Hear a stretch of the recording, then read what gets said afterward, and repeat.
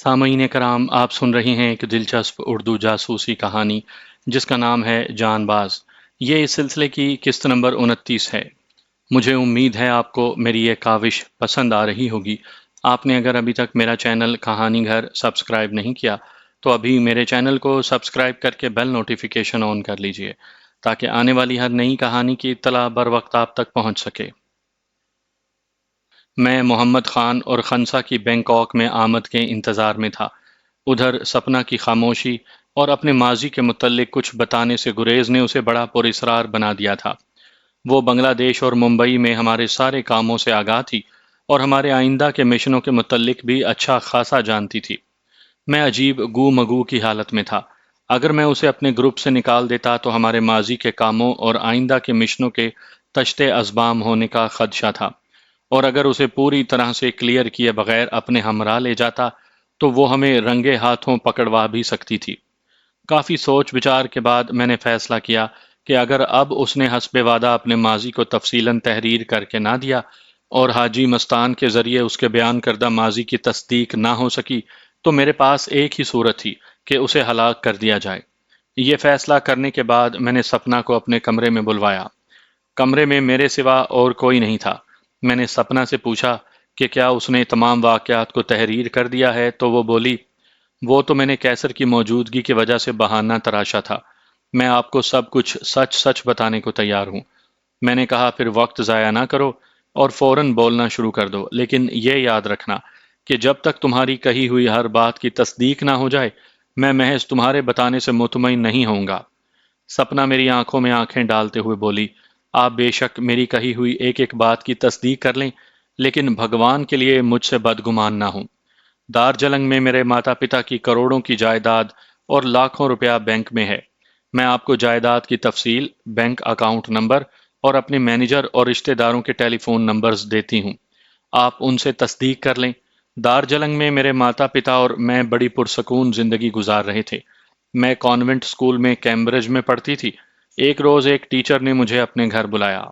میں اپنی اس ٹیچر کے گھر بھی پہلے کئی بار جا چکی تھی، لہٰذا اس شام بھی بلا جھجک چلی گئی۔ ٹیچر نے مجھے اپنے چھوٹے سے گھر کے بیڈ روم میں بٹھایا۔ دارجلنگ میں اکثر مکانات لکڑی کے بنے ہوتے ہیں۔ ساتھ کے کمرے سے مردانہ ہنسی مذاق کی آوازیں آ رہی تھیں۔ میرے پوچھنے پر ٹیچر نے بتایا کہ اس کا بھائی اور دوست اس کمرے میں بیٹھے ہیں۔ ٹیچر نے مجھے جونیئر کلاسوں کے امتحانی پرچوں پر اس کے دیے ہوئے نمبروں کو جمع کرنے کا کہا۔ میں خوشی خوشی یہ کام کر رہی تھی کہ ساتھ کے کمرے میں بیٹھے ہوئے تینوں آدمی اچانک آ دھمکے، اور میری بھرپور مزاحمت کے باوجود انہوں نے میری آبرو ریزی کی اور میری بے لباسی کی حالت میں تصویریں بنا لیں۔ میں نیم بے ہوش تھی۔ جب ہوش بحال ہوئے تو وہ سب جا چکے تھے اور ٹیچر کھڑی مسکرا رہی تھی۔ وہ کہنے لگی کہ اگر تمہارے پتا نے مجھے 2 لاکھ روپیہ نہ دیا تو تمہاری برہنہ تصویر سارے اسکول میں تقسیم کروا دوں گی۔ اگر صرف روپے کی بات ہوتی تو میرے پتا 2 لاکھ سے زیادہ روپیہ بھی دے دیتے، لیکن مجھے تو بے آبرو کر دیا گیا تھا۔ غصے اور انتقام کی آگ میں جل رہی تھی۔ ٹیچر کے وہم و گمان میں بھی نہیں تھا جب میں نے پھلوں کی ٹوکری پر رکھی چھری اٹھائی اور ٹیچر پر اتنے وار کیے کہ وہ وہیں مر گئی۔ میں باہر نکلی تو ساتھ کے گھر میں رہنے والی ٹیچر نے مجھے دیکھ لیا۔ میرے لباس پر جا بجا خون کے دھبے لگے ہوئے تھے۔ میں بھاگتی ہوئی گھر پہنچی اور ماتا جی کو سارا واقعہ بتا دیا۔ انہوں نے پتا جی سے بات کی اور اسی رات کو ہم دارجلنگ سے اپنی کار میں شیلگری، علی پور داس سے ہوتے ہوئے کوچ بہار آ گئے۔ میرے ماتا پتا اور میں ٹیچر کے قتل میں میرے گرفتار ہونے سے ڈرتے تھے۔ میری ماتا گھر میں پڑے اپنے سارے گہنے اور روپیہ ساتھ لے آئی تھی۔ ان کا ارادہ تھا کہ ہم بنگلہ دیش میں ڈھاکے میں ان کے ایک دوست کے ہاں جائیں گے اور وہاں سے میرے بچاؤ کی کوئی ترکیب کریں گے۔ ہمارے پاس پاسپورٹ تو تھے نہیں، لہٰذا ہم نے خچروں پر اس راستے سے بنگلہ دیش میں داخل ہونا چاہا جس پر مورنگ اور مگ قبائل آباد تھے۔ میرے ماتا پتا بہت سیدھے اور ڈرپوک تھے۔ مگ قبیلے کے سردار کو انہوں نے تمام واقعہ بتا دیا تاکہ اس کی ہمدردی اور مدد حاصل کر سکیں، لیکن سردار نے ان دونوں کو گہنے اور روپیوں کے لالچ میں قتل کر دیا اور مجھے جبراً اپنی بیوی بنا لیا۔ خزانہ ڈھونڈنے کی کہانی میں نے اس لیے بتائی تھی کہ میرا اپنی ٹیچر کو قتل کرنے کا راز افشا نہ ہو جائے۔ اس کے بعد آپ لوگ آ گئے اور میں آپ کے ساتھ ہی رہی۔ ممبئی سے کیسر کے ہمراہ میں دہلی گئی۔ راز کے افشا ہونے کے خوف کے باعث میں نے ایک پی سی او سے دارجلنگ اپنی ایک سہیلی کو فون کیا تو اس نے بتایا کہ پولیس ابھی بھی میری تلاش میں ہے اور میرے دارجلنگ پہنچتے ہی مجھے گرفتار کر لیا جائے گا۔ کیسر بھی بھارت میں پولیس کو مطلوب تھے، لہٰذا وہ میری کوئی مدد نہیں کر سکتے تھے۔ اس لیے میں نے دوسری جھوٹی کہانی گھڑی کہ میرے پتا کے مینیجر اور رشتہ داروں نے مجھے پہچاننے سے انکار کر دیا ہے اور جان سے مارنے کی دھمکی بھی دی ہے۔ اس لیے میں کیسر کے ہمراہ ہی ممبئی چلی آئی اور اب تک آپ کے ساتھ ہوں۔ یہ سارا واقعہ سنا کر سپنا نے مجھے ایک کاغذ جس پر دارجلنگ میں اس کی سہیلی، مینیجر اور اسکول کے نام، پتے اور ٹیلی فون نمبرز بھی لکھے تھے، مجھے دیتے ہوئے کہا، آپ پوری طرح سے میری چھان بین کروا سکتے ہیں۔ اگر کوئی بات جھوٹی نکلی تو میں ہر سزا بھگتنے کو تیار ہوں، اور اگر سب باتیں درست ثابت ہوئیں تو آپ کو وہ فکرہ مکمل نہ کر سکی اور روتے ہوئے میرے کمرے سے چلی گئی اور میں سر تھام کر بیٹھ گیا۔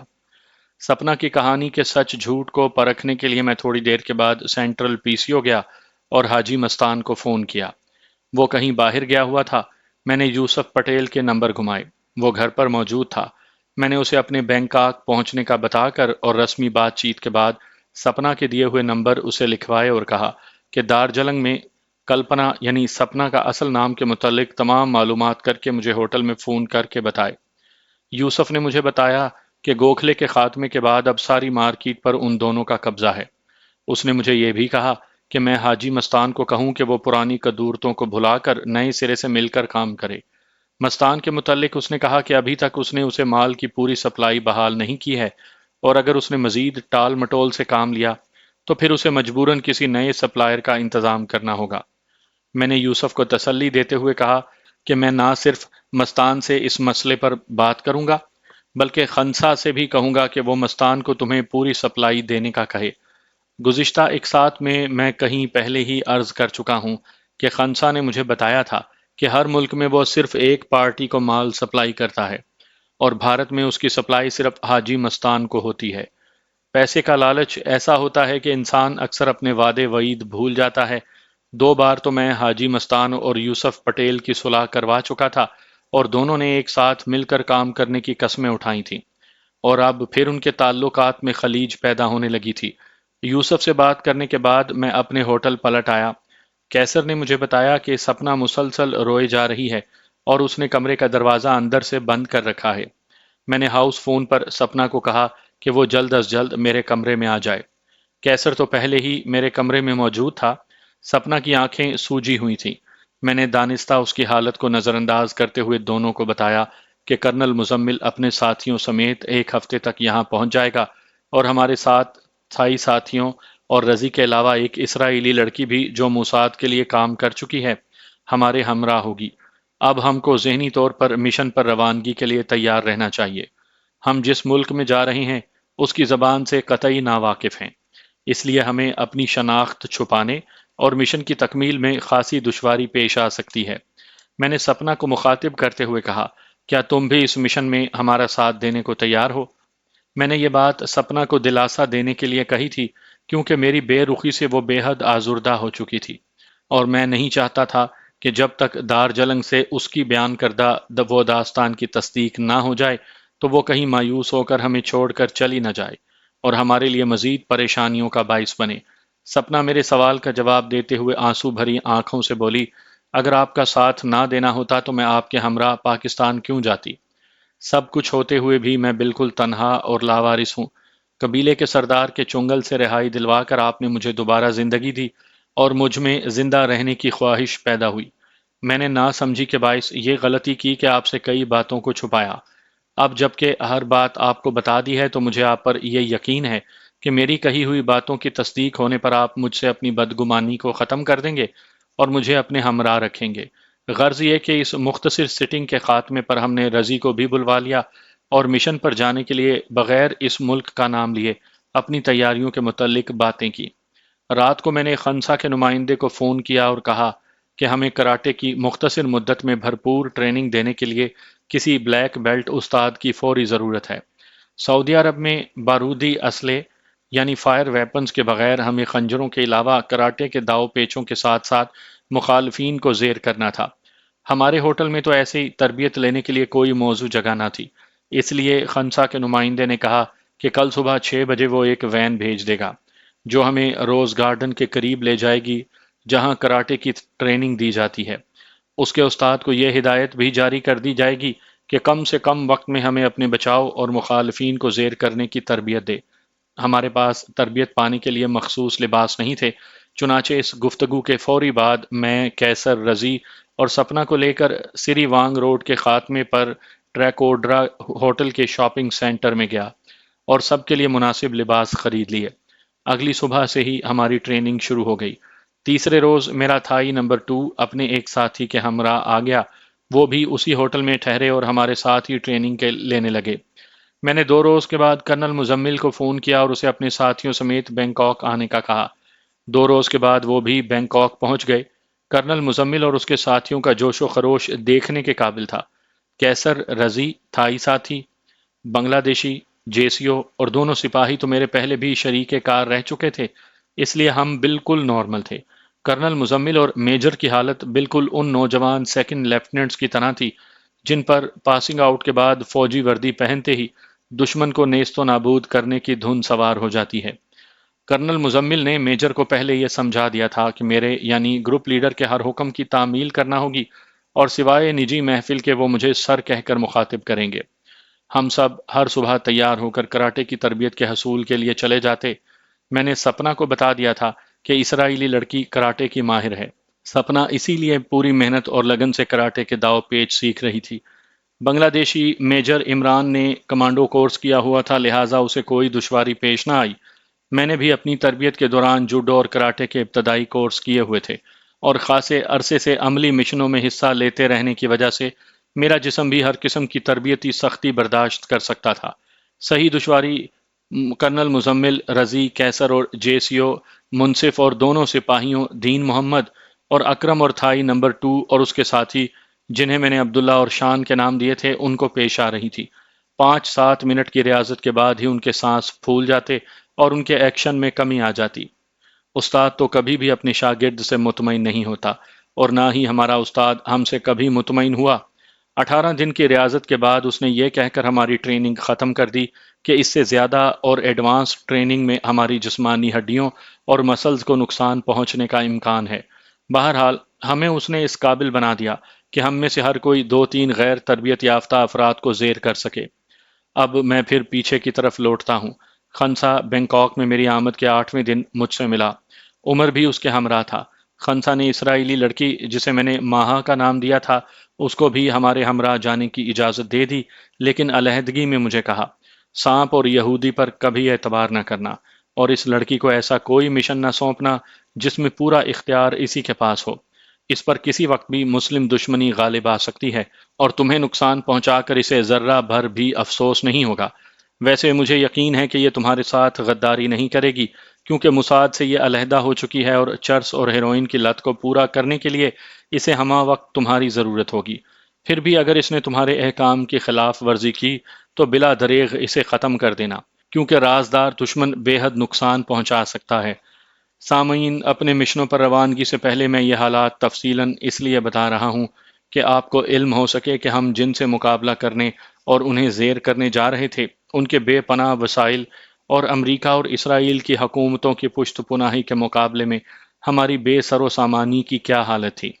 ممکن ہے بعض سامعین میری اس داستان کو محض افسانہ سمجھ رہے ہوں، لیکن یہ حقیقت اور سچائی پر مبنی ہے۔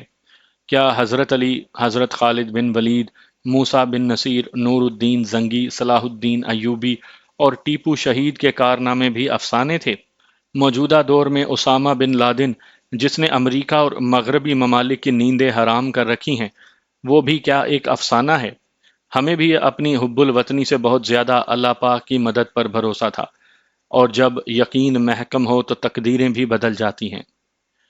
انہی دنوں یوسف پٹیل کا فون آیا۔ اس نے اپنے ذرائع سے دارجلنگ میں سپنا کے متعلق جو معلومات حاصل کی تھی ان کے مطابق سپنا نے جو کچھ بتایا تھا وہ 100% درست تھا۔ اس نے اپنی ٹیچر کو قتل کیا تھا اور مقتول ٹیچر کے ہمسائے میں رہنے والی دوسری ٹیچر نے پولیس کو یہ بیان دیا تھا کہ اس نے سپنا کو مقتولہ ٹیچر کے گھر سے نکلتے اور بھاگتے ہوئے دیکھا تھا، اور سپنا کے لباس پر خون کے بڑے بڑے دھبے لگے ہوئے تھے۔ پولیس جب سپنا کے گھر پہنچی تو گھر بند تھا اور اس کے بعد سے آج تک سپنا اور اس کے والدین کا کچھ پتہ نہ چلا۔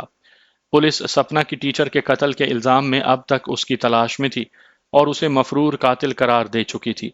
सपना के वालिदैन के चाय के बागात, चाय बनाने का कारखाना और करोड़ों की जायदाद थी जिसकी उनका मैनेजर देखभाल कर रहा था।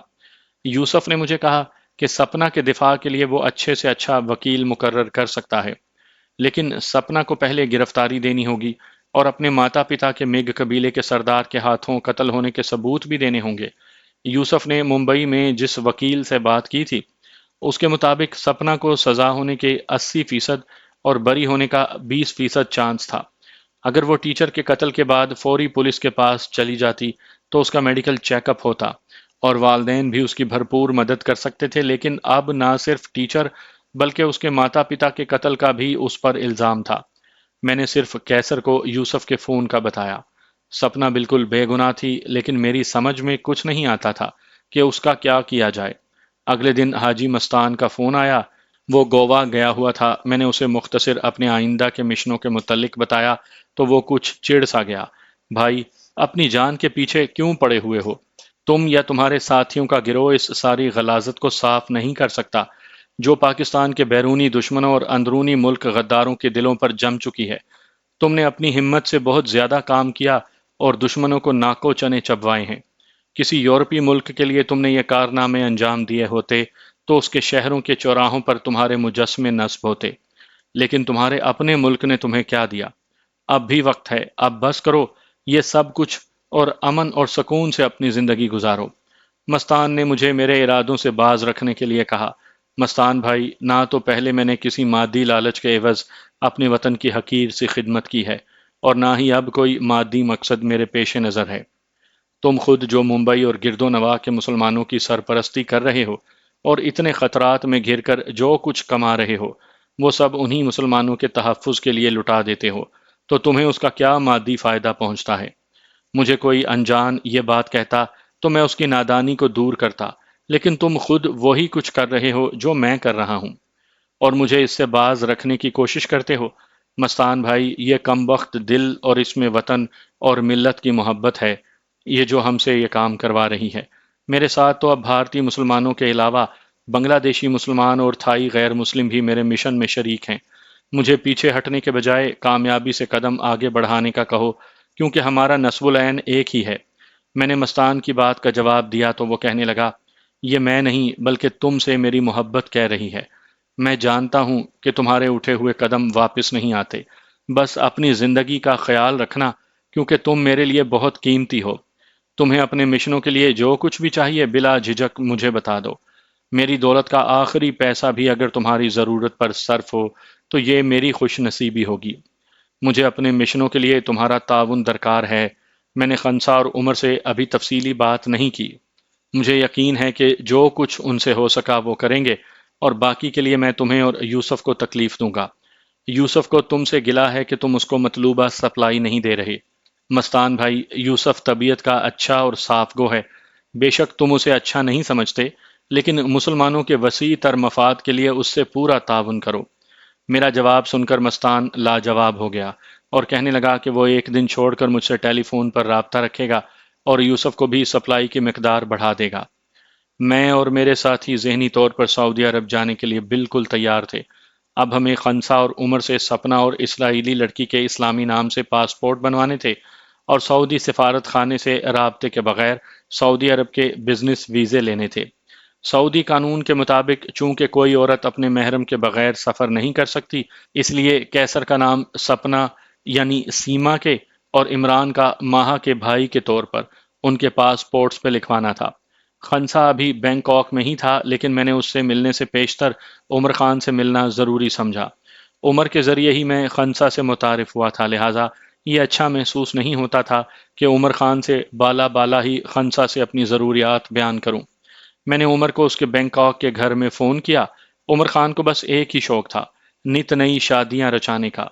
दो तीन को तो वो छोड़ चुका था। इस वक्त उसकी तीन बीवियां थीं, एक कोटा बारो में, एक सनाई गोलक में और एक बैंकॉक में। बैंकॉक वाली बीवी चीनी उल नस्ल थी। मैंने अपना तारुफ करवाया तो वो कहने लगी कि उमर बड़ी परेशानी की हालत में तुम्हारे होटल ही गया है। मुझे फ़ोन बंद किए 5-7 मिनट ही गुजरे थे कि उमर का रिसेप्शन से फ़ोन आया। میری آواز سن کر وہ کہنے لگا کہ وہ سیدھا میرے کمرے میں آ رہا ہے۔ کمرے میں داخل ہوتے ہی وہ بولا، تم تو سمجھتے تھے کہ تھائی لینڈ میں تم محفوظ ہو، لیکن چند گھنٹے پہلے ہی خنسا کو اطلاع ملی ہے کہ بھارتی سی بی آئی کا ایک افسر اور دو بھارتی فوجی کمانڈو آج ہی تمہارے ہوٹل میں ٹھہرے ہیں۔ خنسا کا ایک آدمی اسی ہوٹل میں ٹیلی فون آپریٹر ہے۔ اس نے سی بی آئی کے افسر کی بھارتی سفارت خانے سے ہونے والی گفتگو سنی اور انٹرسیپٹ کی ہے۔ چونکہ تم اور تمہارے بیشتر ساتھی اپنے اصلی ناموں سے یہاں نہیں ٹھہرے، اس لیے سی بی آئی کے افسر نے تمہاری اور کرنل مزمل کی شکل و صورت کے بارے میں اپنے سفارت خانے کو بتایا ہے۔ سی بی آئی کے افسر نے اپنے سفارت خانے کے فرسٹ ملٹری اٹارنی کو یہی کہا ہے کہ تم دونوں کی تصدیق ہو جانے پر بجائے گرفتاری اور بھارت لے جانے کے جھنجھٹ میں پڑنے کے اس کے ہمراہ آنے والے کمانڈو تم دونوں کو یہیں ٹھکانے لگا دیں گے۔ ٹیلی فون آپریٹر نے خنسا کو سی بی آئی کے افسر کا کمرہ نمبر بھی بتا دیا ہے۔ اب وہ یقیناً تمہاری اور مزمل کی نگرانی کریں گے اور موقع پا کر اپنا وار کر دیں گے۔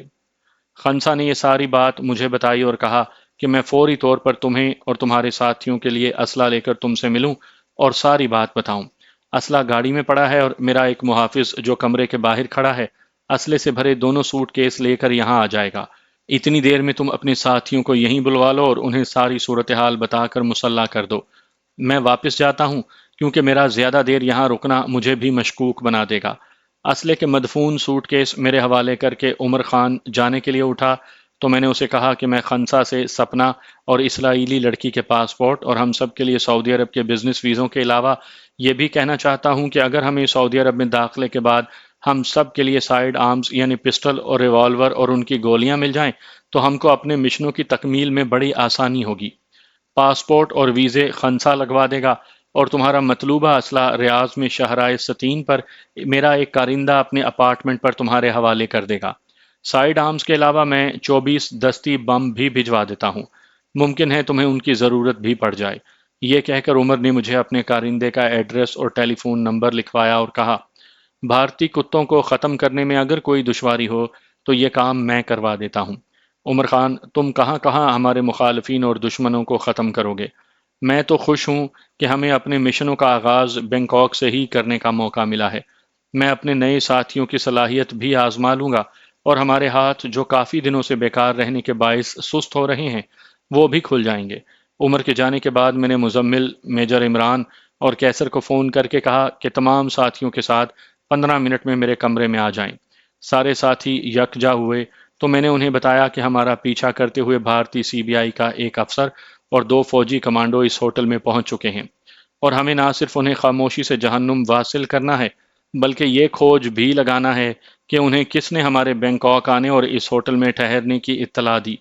عمر کی انفارمیشن کے مطابق انہیں ابھی تک صرف مزمل اور میرے متعلق علم ہو سکا ہے، اس لیے اس سے پہلے کہ انہیں ہمارے باقی ساتھیوں کا علم ہو اور وہ مزید کمک حاصل کریں، ہمیں ان کو ٹھکانے لگانا ہے۔ میں نے دونوں سوٹ کیسوں میں پڑا اسلحہ تمام ساتھیوں میں تقسیم کیا۔ اپنے لیے میں نے ایک پسٹل اور 3 فالتو میگزین لیے۔ کرنل مزمل اور میجر عمران کہنے لگے کہ صرف ہم دونوں ہی ان تینوں بھارتیوں سے نبرد آزما ہوں گے، لیکن میں نے انہیں سختی سے روک دیا اور کہا کہ دشمن 3 ہیں لیکن ہم میں سے 6 ان کے مقابل جائیں گے۔ میں دراصل ابھی تک مزمل اور عمران کی کارکردگی نہیں دیکھ سکا تھا اور اصلی مشنوں کے آغاز سے پہلے ہی کسی قسم کا خطرہ مول لینے کے لیے تیار نہیں تھا۔ میں نے مزمل اور عمران کا ساتھ دینے کے لیے جیسیو، تھائی نمبر 2، شان اور خود کو چنا۔ مزمل اور عمران کہنے لگے کہ یہ بھارتی سورما جسور چھاؤنی سے ہماری مخبری ہونے پر یہاں تک پہنچے ہیں، لیکن میرا کہنا تھا کہ ان کو بینکاک بلکہ اسی ہوٹل سے کسی نے بھارتی سفارت خانے کو اطلاع دے کر بلوایا ہے، کیونکہ انہیں ابھی تک میجر عمران کے متعلق علم نہیں کہ وہ بھی ہمارے ساتھ ہے۔ بہرحال یہ فیصلہ ہوا کہ آج رات ہی ان تینوں کو ٹھکانے لگانا ہے۔ عمر خان نے مجھے صرف سی بی آئی کے افسر کے کمرے کا نمبر بتا دیا تھا۔ ہمیں پہلے یہ معلوم کرنا تھا کہ دونوں بھارتی فوجی کن ناموں سے کون سے کمروں میں ٹھہرے ہیں۔ مجھے چونکہ شک تھا کہ ہماری مخبری اسی ہوٹل سے ہوئی ہے، اس لیے ریسیپشن سے ان کے متعلق معلوم کرنا حماقت تھی۔ مجھے یکا یک خیال آیا کہ بجائے ان تینوں سے بیک وقت بھیڑ جانے سے بہتر ہے کہ پہلے سی بی آئی کے افسر کو ٹھکانے لگایا جائے اور بعد میں دونوں فوجیوں کو۔ میں نے مزمل اور عمران کو اپنی تجویز بتائی تو انہوں نے اسے پسند کیا۔ ہم نے رات 11 بجے اس کے کمرے میں دھاوا بولنے کا پروگرام بنایا۔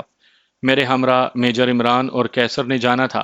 ہم نے فائر آرم استعمال کرنے کے بجائے जिस्मानी ताकत और खंजर को इस्तेमाल करना था, और कैसर रामपुरी चाकू और खंजर इस्तेमाल करने में माहिर था। तमाम प्रोग्राम सेट करके मेरे साथी अपने अपने कमरों में चले गए, और रात ठीक 11:45 बजे इमरान और कैसर मेरे पास आ गए। इस होटल में इस वक्त शराब के नशे में धुत मुसाफिरों और उनके साथियों ने एक हंगामा बर्पा किया हुआ था। होटल के नाइट क्लब में शराबी मेहमानों और कॉल गर्ल्स के साथ साथ होटल की मालिका रानी भी मैं नोशी और ऊंची आवाज के मगरबी म्यूजिक पर उछल कूद में मसरूफ थी। मैंने अपने कमरे से रूम सर्विस को फोन पर कहा कि कमरे में पड़े थर्मस को ठंडे पानी से भर दें, और कमरा नंबर सीबीआई के अफसर का बताया। फोन के बाद हम तीनों यानी इमरान, कैसर और मैं चौथे फ्लोर पर उस कमरे के करीब पहुंच गए। फ्लोर की गैलरी में मध्यम रोशनी के बल्ब जल रहे थे। थोड़ी ही देर में रूम सर्विस का बावर्दी मुलाजिम ट्रे में जग उठाए आया और उस कमरे के दरवाजे को नॉक करने लगा। पानी का इंतखाब मैंने इसलिए किया था कि बैंकॉक में मौसम खासा गर्म होता है और ठंडे पानी की हर किसी को तलब होती है। वेटर के दरवाज़ा खटखटाते ही हम उसे एहसास दिलाए बगैर दरवाजे के करीब पहुंच गए। सीबीआई वाला भी कच्ची गोलियां नहीं खेले हुआ था। उसने बंद दरवाजे में लगे पीप होल से यकीनन पहले बावर्दी वेटर को देखा, और वेटर के बताने पर कि वो ठंडा पानी लाया है, दरवाज़ा खोल दिया। वेटर कमरे में दाखिल हुआ और थर्मस में पानी डालकर जब वापस दरवाजे के बाहर गया तो हम तीनों बैक वक्त कमरे में दाखिल हुए। हमने अपने बाजुओं से अपने चेहरे छुपाए हुए थे ताकि वेटर शनाख्त ना कर सके। वेटर के दरवाजे से बाहर निकलने के बाद और कैसर के दरवाज़ा अंदर से बंद करने से पहले मैं ऊंची आवाज़ में, हेलो पुरी साहब, तबीयत तो ठीक है, और क्या बात है जो आपने हमें इस वक्त तलब किया, कहा ताकि वेटर हमारी तरफ से मुतमईन होकर चला जाए। सीबीआई का अफसर हक्का बक्का हमें चंद लम्हे देखता रहा। फिर यकायक उसे सारी सूरत हाल समझ आ गई। वो अपने बेड की तरफ लपका जिसके तकिए के नीचे उसका रिवॉल्वर पड़ा था, लेकिन इमरान ने जंप मारकर उसे पलंग पर ही दबोच लिया। कैसर ने उसके मुंह पर हाथ रखा और मैंने तकिए के नीचे से उसका रिवॉल्वर उठा लिया।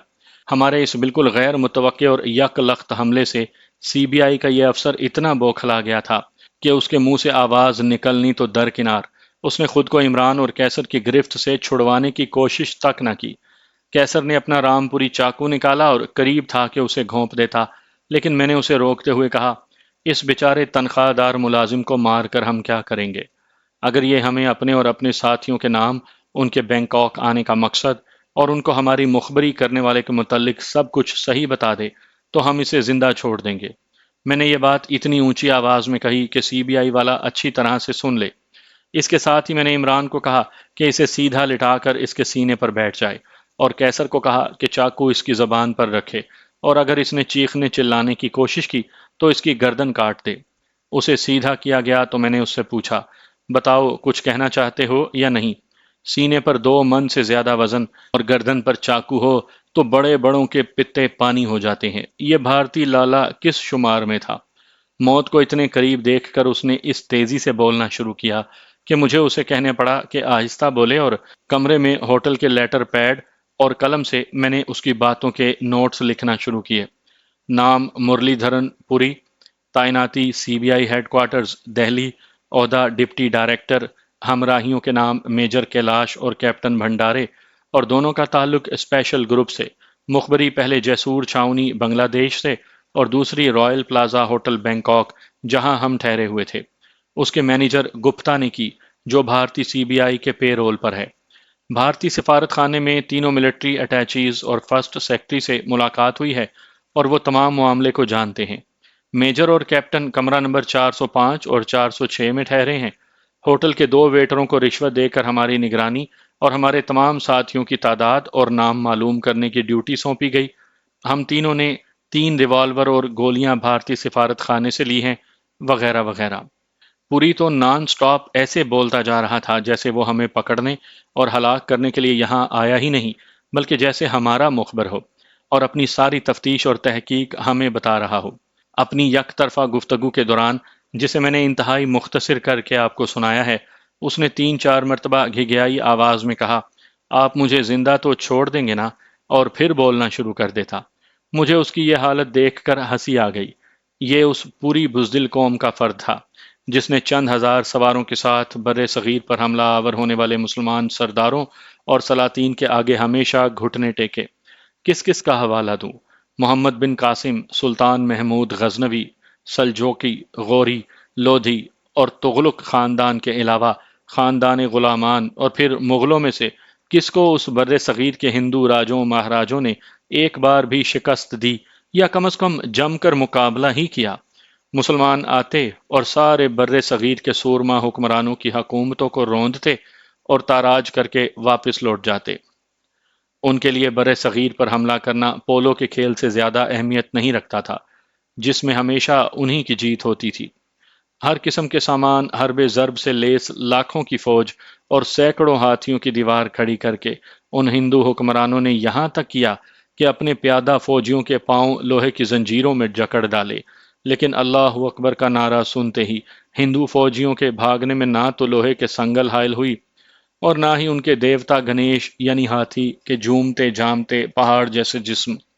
ہندو حکمرانوں کی مجموعی طاقت نہ تو اپنے سب سے بڑا دیوتا سومنات کو محمود غزنوی کے گرز سے ٹوٹنے سے بچا سکی، اور نہ ہی راجہ داہر کے پجاریوں کے منتر اور شکست سے بچنے کے لیے پجاریوں کے کہنے پر اپنی سگی بہن سے شادی محمد بن قاسم کے بڑھتے ہوئے قدم روک سکی۔ راجہ داہر تو 1300 سال قبل مر کھپ گیا، لیکن اس کی ناجائز اولاد آج بھی مسلمان غداروں کے روپ میں اسے محب وطن اور جاں باز اور محمد بن قاسم کو لٹیرا کہتی ہے۔ لعنت ہو ایسی جاں بازی پر اور ایسے خیالات پر۔ جب مسلمانوں نے بر صغیر پر جم کر رہنے اور حکومت کرنے کا فیصلہ کیا تو ہندوؤں نے ان کے پاؤں میں اپنے ماتھے ٹیک دیے۔ مسلمان حکمرانوں کے سامنے آتے ہی ہندوؤں کی جو حالت ہوتی تھی، اس کی ایک مثال ہندوؤں کی سب سے بہادر ذات راجپوتوں میں سب سے اعلیٰ و عرفہ خاندان سورج ونشی کے حکمران راجہ مان سنگھ کا اپنی بہن رانی جودھا بھائی کو مغل شہنشاہ اکبر اعظم کے بے نکاحی زوجیت، جودھا بھائی کبھی بھی مسلمان نہیں ہوئی، اس میں دینا ہے، جبکہ ہندو مذہب کے مطابق مسلمان کا سایہ پڑنے سے بھی وہ ناپاک ہو جاتے ہیں۔ سندھ کا مشہور جاگیردار اور غدار رانا چندر سنگھ بھی سورج ونشی خاندان سے ہے، اس لیے اب ضرورت ہے ایک اکبر اعظم کی۔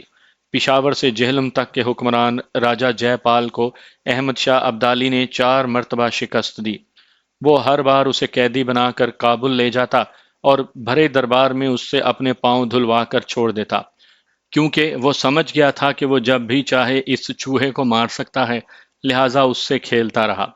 ہمیں پوری سے جب سب انفارمیشن مل گئی تو میں نے کیسر کو کہا کہ اب اسے ختم کرو، لیکن میجر عمران نے جو ابھی تک پوری کی چھاتی پر بیٹھا ہوا تھا، کیسر کو روکتے ہوئے پوری کی گردن دبانی شروع کی اور اسے تب چھوڑا جب وہ بالکل ختم ہو گیا۔ سر، میں نے کراٹے کے ساتھ مارشل آرٹ کے اس فن کی بھی تربیت حاصل کی ہے جس میں دشمن کو بغیر خون بہائے ہلاک کیا جا سکتا ہے۔ آئی ایم سوری کہ میں نے آپ کے آرڈر کے مطابق عمل نہ ہونے دیا۔ میجر عمران نے پیش بندی کرتے ہوئے مجھے اسے سرزنش کرنے کا کوئی موقع نہ چھوڑا۔ دیٹس آل رائٹ، یعنی ٹھیک ہے، لیکن آئندہ ڈسپلن کی پوری پابندی کی جائے گی۔ کیسر اور عمران نے پوری کی لاش کو بستر پر لٹا کر چادر اوڑھا دی، کیونکہ اے سی پوری رفتار سے چل رہا تھا۔ اس کا ریوالور لے کر اور کمرے میں اپنی موجودگی کے تمام نشان مٹا کر اور ہوٹل کے رائٹنگ پیڈ اور قلم اپنے ہمراہ لے کر ہم ایک ایک کر کے پوری کے کمرے سے باہر نکل آئے۔ ہم تینوں نے اپنے فلور کی لابی میں پہنچ کر یہ فیصلہ کیا کہ بجائے وقفہ دینے کے دونوں فوجیوں کو آج رات ہی ٹھکانے لگا دیا جائے، تاکہ ہوٹل والوں کو تینوں کے مرنے کا ایک ساتھ ہی پتہ چلے، اور یہ دونوں فوجی بھی پوری کی ہلاکت کا جان کر ہوٹل چھوڑ کر کہیں اور چلے نہ جائیں۔ اب ہمارا رخ کمرہ نمبر 405 کی طرف تھا، جس میں میجر کیلاش ٹھہرا ہوا تھا۔ میجر اور کیپٹن کے دروازے کھلوانے کی کوئی صورت سمجھ میں نہیں آ رہی تھی۔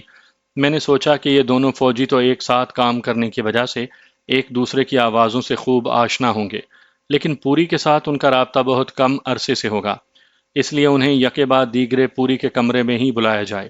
ہم پھر پوری کے کمرے میں آ گئے اور میں نے ٹیلی فون کے ریسیور پر رومال رکھ کر میجر کیلاش کے کمرے میں فون کیا۔ کیلاش نے نیند بھری آواز میں ہیلو کہا تو میں نے پوری کی آواز کی نقل کرتے ہوئے کہا، میجر، ہوٹل کا مینیجر اس وقت میرے کمرے میں ہے اور بہت کارآمد انفارمیشن لے کر آیا ہے، لہٰذا فوری طور پر میرے کمرے میں چلے آؤ۔ یہ کہہ کر میں نے فون بند کر دیا۔ میں نے جو چال چلی تھی اس کی کامیابی یا ناکامی میجر کی عقل و دانش پر تھی۔ میں نے دانہ پھینک دیا تھا اور جال میں پھنسنا یا نہ پھنسنا اس کا کام تھا۔ میجر عمران اور کیسر داخلی دروازے کی اندرونی جانب پردوں کے پیچھے چھپ کر کھڑے ہو گئے۔ میں نے پوری کی لاش کے چہرے پر سے چادر پلٹ دی اور دروازے کی طرف پیٹ کر کے سنگل صوفے پر اس طرح بیٹھ گیا جیسے پوری سے باتیں کر رہا ہوں۔ چند لمحوں کے بعد ہی دروازے پر دستک ہوئی۔ میں نے اسی آواز میں کہا، come in major, the door is open, یعنی میجر اندر آ جاؤ، دروازہ کھلا ہے۔ میجر کمرے میں داخل ہوا اور پوری کے بیڈ کی طرف بڑھنے ہی لگا تھا کہ میجر عمران اور کیسر نے بیک وقت اس پر چھلانگ لگائی۔ وہ قالین پر گرا۔ میجر عمران اسے دو بدو مقابلہ کرنا چاہتا تھا کیونکہ دونوں کمانڈو ٹریننگ لے چکے تھے، لیکن یہ وقت اس قسم کے مقابلے کا نہیں تھا۔ میں نے کیسر کو کہا، ختم کرو اسے۔ میرے منہ سے بات نکلتے ساتھ ہی کیسر نے اپنا چاقو اتنی تیزی سے اس کی گردن پر پھیرا کہ میجر کا سر تن سے جدا ہو گیا، لیکن اس کا لاشا کئی منٹ تک پھڑکتا رہا۔ میجر عمران نے زندگی میں شاید پہلی بار چاقو سے کسی کی گردن کٹتے اور سر تن سے جدا ہوتے دیکھا تھا۔ اسے ابکائی سی آ گئی۔ کیسر اس کی یہ حالت دیکھ کر ہنس پڑا اور بولا، عمران صاحب، دور سے گولی چلا کر کسی کو ہلاک کرنا اور بات ہے، اور چاقو سے گردن کاٹ کر علیحدہ کرنا اور بات۔ خیر، میں آپ کو چاقو چلانے میں ماہر کر دوں گا اور آپ مجھے بدلے میں کراٹے کے مزید داؤ پیچ سکھلا دینا۔ بھارتی میجر کی گردن سے خون فوارے کی طرح بہہ رہا تھا۔ کیسر اور عمران نے بھارتی میجر کی لاش گھسیٹ کر پوری کے پلنگ کے دوسری طرف ڈال دی۔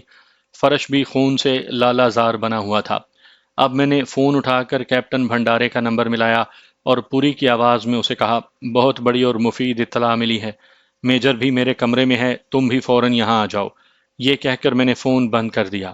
اس بار میں نے میجر عمران کو بیڈ کے سامنے پڑی کرسی پر بیٹھنے اور مجھے اور کیسر کو کور دینے کا کہا، کیونکہ میں اس کمانڈو کیپٹن سے خود دو دو ہاتھ کرنا چاہتا تھا۔ بھارت میں پہلی بار داخلے کے بعد میں نے صرف ایک بار کمانڈو کی ٹریننگ لیے ہوئے وجے کمار کو زیر کیا تھا، اور اب میری خواہش تھی کہ خود آزما کر دیکھوں کہ مجھ میں کتنا دم خم باقی ہے۔ میں اور کیسر حسب سابق دروازے کے پردوں کے پیچھے چھپ گئے۔ تھوڑی دیر کے بعد ہی دروازے پر کھٹکھٹاہٹ ہوئی۔ میجر عمران جو دروازے کی طرف پیٹ کیے بیٹھا تھا بولا، کم ان کیپٹن۔ اندر آ جاؤ کیپٹن۔ کیپٹن اندر آیا۔ یہ ایک گھٹے ہوئے جسم کا لمبا تڑنگا جوان تھا جس نے شب خوابی کا لباس پہنا ہوا تھا۔ دروازے سے چند فٹ اندر آ کر اس نے کمرے کا جائزہ لیا۔ فرش پر بچھا قالین خون سے لت پت تھا۔ یہ وہیں ٹھٹک کر رہ گیا۔ غالباً اسے خطرے کا احساس ہو چکا تھا۔ اسی وقت میں نے پردے سے باہر آ کر آہستہ سے کہا، are you looking me captain? یعنی کیپٹن، کیا تم مجھے تلاش کر رہے ہو؟ اسی دوران کیسر نے دروازہ بند کر دیا۔ کیپٹن میری آواز سن کر میری طرف پلٹا تو میں نے اس کے نازک حصے پر ایک زوردار کک جمائی۔ کیپٹن کو اس اچانک حملے کی توقع نہیں تھی۔ کک بالکل صحیح جگہ پر پڑی تھی۔ وہ درد کی شدت سے دوہرا ہو گیا۔ مجھے اسی موقع کی تلاش تھی۔ میں نے پے در پے اس دورے ہوتے کیپٹن کے ماتھے، دونوں کن پٹیوں اور سر کے پیچھے گدی پر 7-8 ککس ماری۔ یہ وہ جگہیں تھیں جہاں ضرب لگنے سے مخالف مر جاتا یا کم از کم بے ہوش ضرور ہو جاتا ہے۔ کیپٹن میرے حملے کو برداشت نہ کر سکا اور قالین پر چت ہو گیا۔ کیسر کھلا چاقو لیے سامنے کھڑا تھا کہ کیپٹن کی گردن کاٹے، لیکن میں نے اسے منع کرتے ہوئے اس کی گردن کی ان مخصوص نسوں کو دبایا جو دماغ اور باقی جسم میں رابطے کا کام دیتی ہیں۔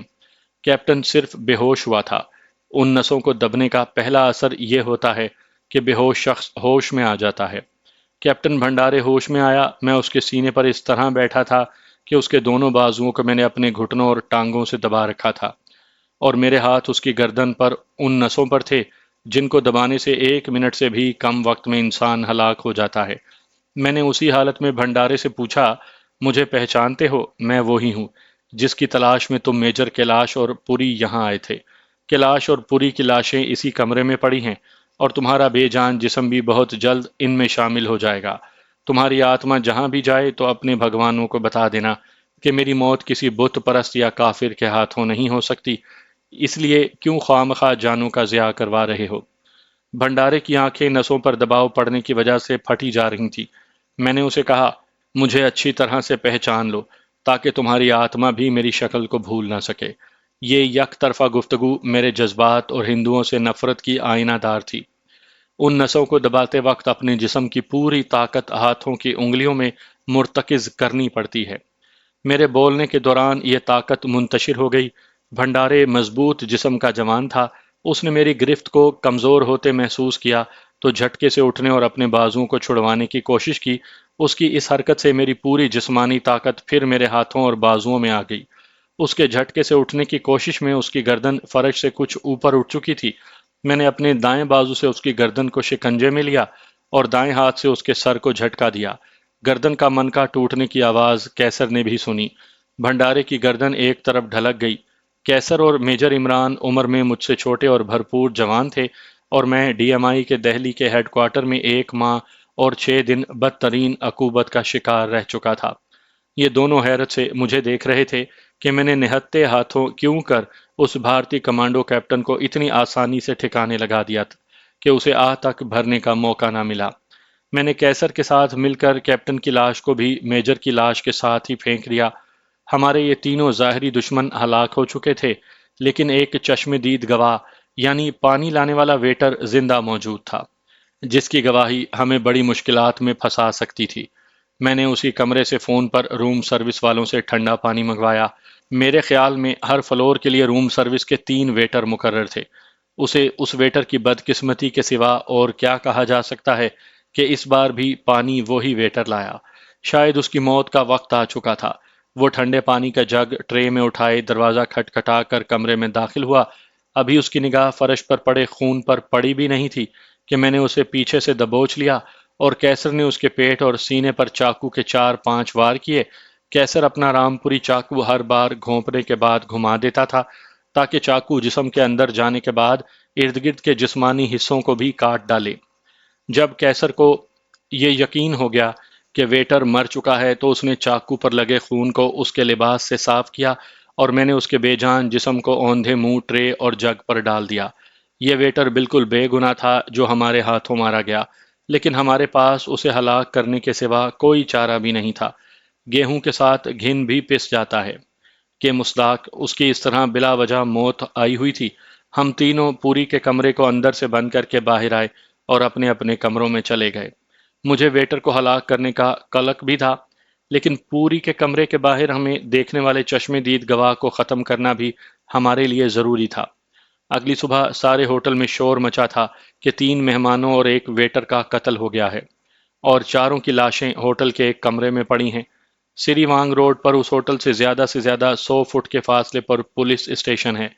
پولیس کے درجنوں سپاہی اور افسر ہوٹل میں چاروں طرف پھیلے ہوئے تھے۔ میں گراؤنڈ فلور پر ریسیپشن پر گیا تو ہوٹل کی مالکہ رانی اور میجر گپتا وہاں کھڑے پولیس افسران سے باتیں کر رہے تھے۔ ان دونوں کے رنگ اڑے ہوئے تھے۔ ہوٹل میں ٹھہرے ہوئے بہت سارے گیسٹ فوری طور پر ہوٹل چھوڑنا چاہتے تھے، جنہیں پولیس والوں نے روک رکھا تھا۔ میں پولیس افسران کے پاس گیا اور گپتا سے پوچھا، مسٹر گپتا، کیا بات ہے؟ یہ ہڑبونگ سی کیوں مچی ہے اور اتنے پولیس والے یہاں کیا کر رہی ہیں؟ کیا پولیس کا کوئی فنکشن ہو رہا ہے؟ گپتا اور رانی تو خاموش رہے۔ گپتا بیک وقت زہر سے بھری اور خوفزدہ نظروں سے مجھے دیکھ رہا تھا۔ ایک پولیس افسر نے مؤدبانہ لہجے میں مجھ سے پوچھا کہ کیا میں بھی اسی ہوٹل میں ٹھہرا ہوا ہوں؟ میں نے اسی کے لہجے میں اسے ہاں میں جواب دیا۔ اس پولیس آفیسر نے پھر پوچھا کہ میں کہاں سے اور کیوں آیا ہوں؟ میں اپنے پاکستانی اور بنگلہ دیشی ساتھیوں کے ہمراہ یہاں سیر و تفریح اور دل بہلانے آیا ہوں، اور اس سے پہلے بھی اس ہوٹل میں اپنے ساتھیوں کے ہمراہ رہ چکا ہوں۔ رانی اور مسٹر گپتا مجھے بخوبی پہچانتے ہیں۔ میں نے یہ کہتے ہوئے گپتا کی آنکھوں میں آنکھیں ڈالتے ہوئے چبھتے ہوئے لہجے میں اس سے پوچھا، مسٹر گپتا، کیا تم مجھے بہت اچھی طرح سے نہیں جانتے ہو؟ گپتا گھبرا گیا اور لڑکھڑاتی آواز میں بولا، میں آپ کو جانتا ہوں، آپ ہمارے معزز مہمان ہیں۔ میں نے پولیس افسر سے پوچھا کہ بات کیا ہے، تو اس نے بتایا کہ 4 خون ہو گئے ہیں، جس میں 3 مہمان اور ایک ویٹر ہے، اور چاروں کی لاشیں ایک کمرے میں پڑی ہیں۔ یہ بھی LSD یعنی نشہ آور گولیاں جو ان دنوں بینکاک میں بہت مقبول تھیں، یا ہیروئن کا چکر ہوگا، میں نے اپنا خیال ظاہر کرتے ہوئے کہا۔ اس ہوٹل میں پہلے قیام کے دوران مجھے معلوم ہوا تھا کہ ہماری آمد سے چند روز پیشتر ہی اسی ہوٹل کے ایک کمرے میں 2 مہمان قتل ہو گئے تھے، کیونکہ ان کا ہیروئن کے سپلائر سے جھگڑا ہو گیا تھا۔ یہ قتل کب ہوئے تھے؟ یہ پولیس افسر غالباً نیا تھا، جسے پہلے کی 2 ہلاکتوں کے بارے میں علم نہیں تھا۔ اس کے پوچھنے پر میں نے جواب دیا، مجھے تو سرسری سی بات معلوم ہوئی تھی، مسٹر گپتا کو صحیح علم ہوگا، کیونکہ یہ ہوٹل کے مینیجر ہیں۔ رانی نے گھبرا کر کہا، چلیے دفتر میں چل کر بیٹھتے ہیں، یہاں باتیں کرنے سے گاہکوں پر برا اثر پڑے گا۔ رانی ہم سب کو دفتر میں لے جانے کے لیے آگے بڑھی تو میں نے کام کا عذر کر کے معذرت کر لی۔ آگے آگے رانی اور 3 پولیس آفیسر اور پیچھے میں اور گپتا تھے۔ میں نے سرگوشی میں گپتا کو کہا، گپتا، اپنے ہاتھ کی لکیروں کو اچھی طرح سے دیکھ لو، کہیں تمہاری زندگی کی لکیر ختم تو نہیں ہو گئی۔ اگر ہوش مندی سے کام نہ لیا تو پانچویں لاش تمہاری ہوگی۔ یہ کہہ کر میں ان سے الگ ہوا اور اپنے کمرے میں جا کر کیسر کے ذریعے سب ساتھیوں کو بلوایا اور کہا کہ وقتی طور پر اپنا اپنا ذاتی اسلحہ اور چاقو ایک سوٹ کیس میں رکھ کر مجھے دیں۔ 10 منٹ میں ہی اسلحے سے بھرا سوٹ کیس میرے کمرے میں پہنچ گیا۔ میں نے یہ سوٹ کیس اپنے فلور کی گیلری کے ایک کونے پر سینٹرل ایئر کنڈیشننگ کے پائپ گزرنے کی فالس سیلنگ یعنی مصنوعی چھت کے ایک چوکور ٹکڑے کو ہٹا کر اندر دھکیل کر چھت کے ٹکڑے کو دوبارہ اپنی جگہ پر فٹ کر دیا۔ رانی نے جلد از جلد لاشوں کو ہوٹل سے اٹھوانے کے لیے غالباً پولیس والوں کو رشوت دے کر ساری کارروائی 2 گھنٹوں میں مکمل کروا دی۔ ہم سے بھی پولیس والوں نے کوئی تفتیش وغیرہ نہیں کی۔ 3 روز کے بعد میں نے سوٹ کیس نکال کر اسلحہ ساتھیوں کو دے دیا اور گپتے کا ہم نے جو حشر کیا وہ آگے سنیے گا۔